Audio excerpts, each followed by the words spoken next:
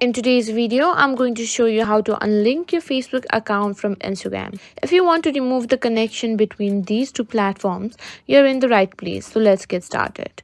First, unlock your device and open the Instagram app. Now tap on your profile icon in the bottom right corner of the screen to access your profile. Next, tap on three horizontal lines in the top right corner to open the menu, then select Settings at the bottom. Now scroll down and tap on Account. Now what you can do is sharing across profiles. Tap on it.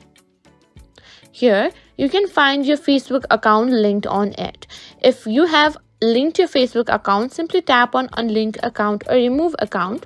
Tap on that. A confirmation prompt will appear. Confirm that you want to unlink your Facebook account from Instagram. Once you confirm, your Facebook account will be unlinked from Instagram. You can still use both accounts separately without any issues, and that's it.